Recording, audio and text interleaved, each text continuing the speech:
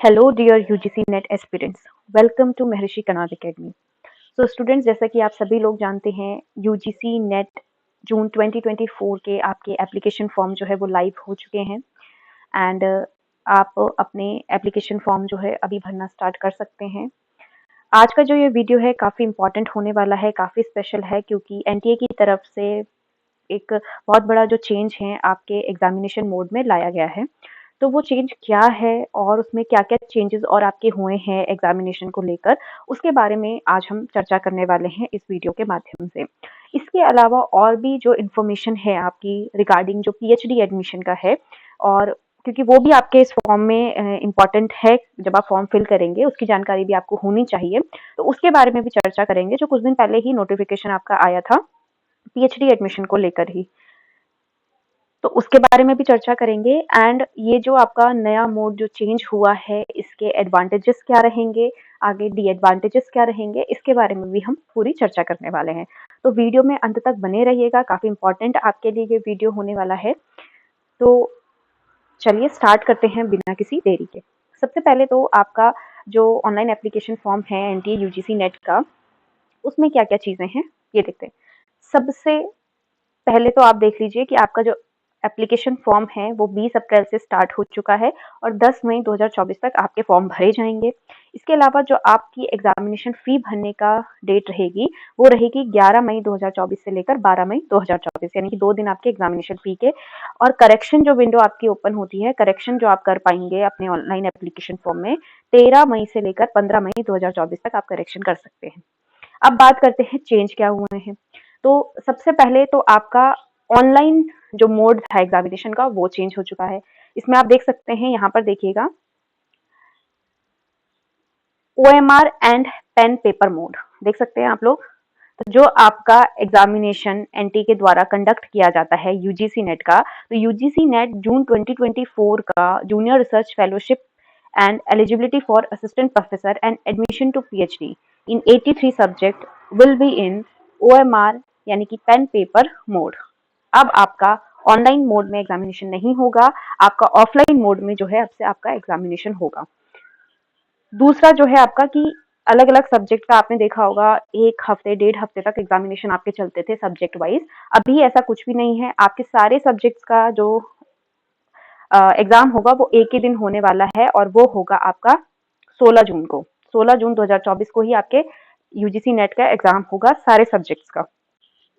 तो इसमें इसके अलावा जो आपका फीस वाला पार्ट है उसमें कोई चेंजेस नहीं हुए हैं, फीस बिल्कुल सेम है पहले की तरह।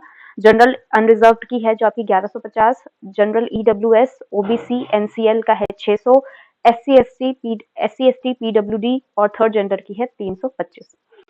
फॉर्म आपको ऑनलाइन मोड में ही भरना है, दूसरे किसी मोड में आप नहीं भर सकते। इसके अलावा आपको फॉर्म भरने में कोई दिक्कत आती है तो यहाँ पर हेल्पलाइन नंबर्स दिए गए हैं, ईमेल आईडी यहाँ पर प्रोवाइड की गई है, इस पर आप ईमेल करके अपनी क्वेरीज जो हैं वो एनटीए के माध्यम से पूछ सकते हैं। इसके अलावा जो चेंजेस हैं, और क्या चेंजेस आए हैं, सबसे बड़ा तो एग्जामिनेशन का हो गया कि एग्जामिनेशन किस तरीके से होगा, ऑफलाइन मोड में होगा, और अलग अलग सब्जेक्ट के लिए अलग अलग डेट आपको प्रोवाइड की जाती थी। अभी ऐसा कुछ नहीं है, एक ही डेट दी गई है 16 जून 2024, और इसमें आप लोगों के एग्जामिनेशन हो जाएंगे। यदि बात करें कुछ और चेंजेस की, तो यहाँ पर इंफॉर्मेशन बुलेटिन में जाकर आप देख सकते हैं कि आपका एग्जामिनेशन जो है कितने टाइम ड्यूरेशन का होगा, उसमें ब्रेक मिलेगा या नहीं मिलेगा। तो यहाँ पर आप देख सकते हैं ड्यूरेशन ऑफ एग्जामिनेशन। ड्यूरेशन जो है एग्जामिनेशन की वो 180 मिनट्स यानी कि 3 हार्स बिल्कुल पहले की तरह है।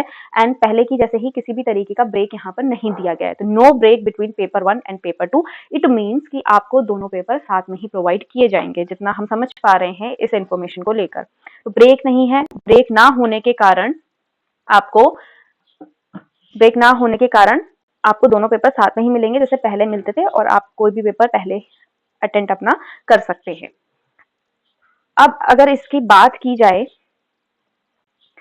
कि इसमें और क्या क्या चीज इनके द्वारा प्रोवाइड की गई है, तो किन किन क्वालिफिकेशन के लिए आप इस एग्जामिनेशन को भर सकते हैं, तो इन्होंने 3 कैटेगरीज यहाँ पर प्रोवाइड की हैं। आप देख सकते हैं कैटेगरी 1 है आपकी award for JRF and appointment as assistant professor, कि यहाँ पर जेआरएफ अवार्ड के लिए और असिस्टेंट प्रोफेसर के लिए आप क्वालिफिकेशन लेना चाहते हैं उसके लिए आप भर सकते हैं। यानी कि 3 ऑप्शन आपको फॉर्म भरते टाइम शो होंगे, उन तीनों में से एक को आपको सेलेक्ट करना है, जो भी आपकी प्रेफरेंस है उसको लेकर। तो यदि आप कैटेगरी 1 में जाते हैं तो आप किस-किस चीज़ के लिए एलिजिबल होंगे?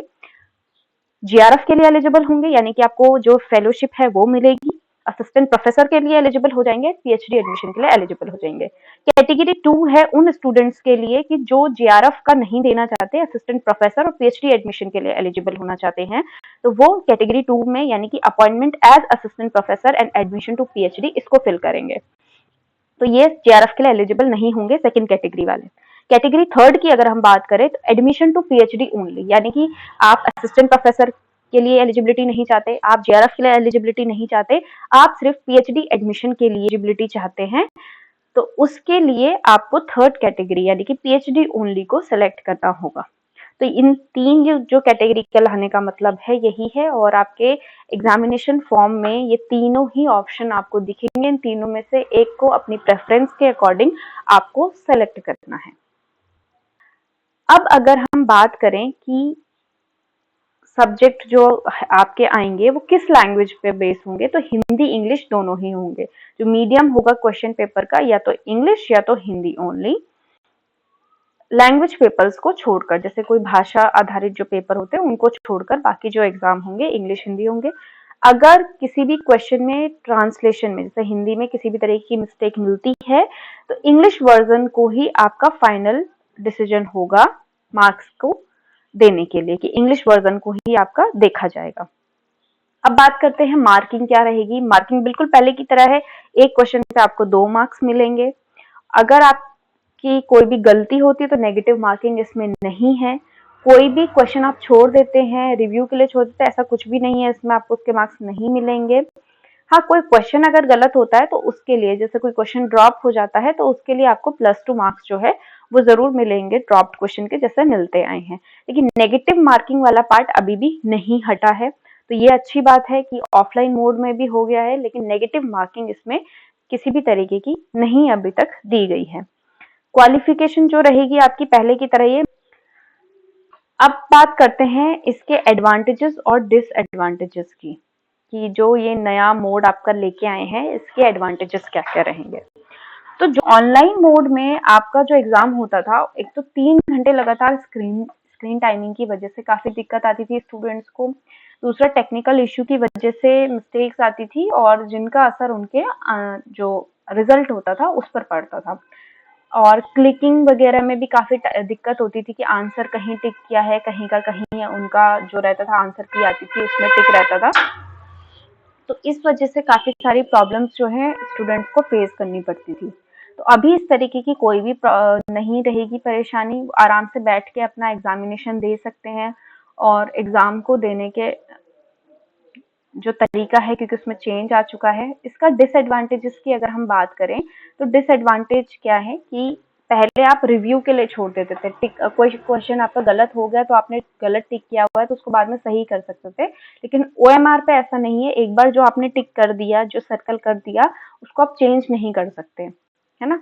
ये थोड़ा सा एक डिसएडवांटेज जो है वो रहेगा। लेकिन अगर हम एडवांटेजेस की बात करें तो वो काफी सारे हैं, जैसे कि स्क्रीन को चेंज करना लैंग्वेज को देखने के लिए, कि हाँ आपको एक ट्रांसलेशन नहीं समझ में आ रहा है, इंग्लिश का नहीं समझ में आ रहा है, आप हिंदी में ट्रांसलेशन उसका देख सकते हैं। तो ये काफी सारी चीजें हैं जो आपको सहूलियत इस बार मिलेगी पेपर देते टाइम। और इसमें जैसे पैसेज में लोगों को टाइम लगता था, स्क्रॉल करना पड़ता था ऊपर नीचे, डीआई के क्वेश्चन होते थे उसमें स्क्रॉल करना पड़ता था, तो वो सारी चीजें भी अब आपके लिए बिल्कुल ना के बराबर हो गई हैं, क्योंकि पेपर बेस्ड जो है आपका एग्जामिनेशन है, तो इसमें कोई स्क्रॉलिंग का नहीं है, स्क्रीन चेंज करने का कुछ भी इशू नहीं है। ऑफलाइन आपका टेस्ट होगा तो पेपर आपके सामने होगा, हिंदी इंग्लिश बिल्कुल आमने सामने रहेंगे, तो आप आसानी से उसको पढ़कर एग्जामिनेशन अपना दे सकते हैं। घर आकर भी आपको ये नहीं कि कौन सा क्वेश्चन छूटा, क्या मैंने गलत किया, आपका पेपर आपके पास में रहेगा और उसके अकॉर्डिंग आप अपना आंकलन भी कर सकते हैं इजिली। तो काफी सारे बेनिफिट हैं इसके।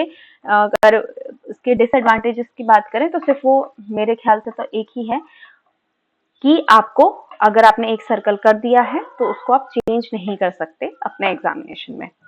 इसके अलावा अगर हम पेपर 1 की बात करें तो पेपर 1 काफ़ी टफ रहता है लोगों के लिए, लेकिन अब जैसे कि एक ही दिन पेपर होंगे सारे सब्जेक्ट के, तो पहले क्या होता था कि अलग-अलग दिन हो रहे हैं तो अलग-अलग पेपर उनको पेपर 1 के बनाने पड़ते थे, तो क्वेश्चंस की वैरायटी चाहिए होती थी। लेकिन अभी हो सकता है कि वो सिर्फ जो मेन टॉपिक्स हैं आपके सिलेबस के अकॉर्डिंग उन टॉपिक्स पर ही ज़्यादा ध्यान देकर अच्छे क्वेश्चंस की वैरायटी जो है आपके सामने रखें, और क्योंकि पेपर एक ही बनेगा तो पेपर भी सरल बन सकता है, इसकी संभावना है। कंफर्मेशन मैं यहाँ पर नहीं बता पाऊंगी किसी भी चीज का, लेकिन हाँ संभावित तौर पर अगर हम कहें तो आपका पेपर 1 जो है वो इजी हो सकता है।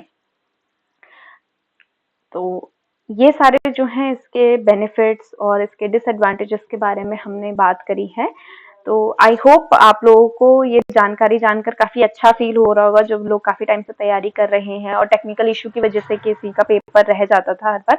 तो ये टेक्निकल प्रॉब्लम जो है अब तो आपके एग्जामिनेशन में नहीं आने वाली है, तो अच्छे से मेहनत कीजिए और अपना फॉर्म फिल कीजिए जल्द से जल्द।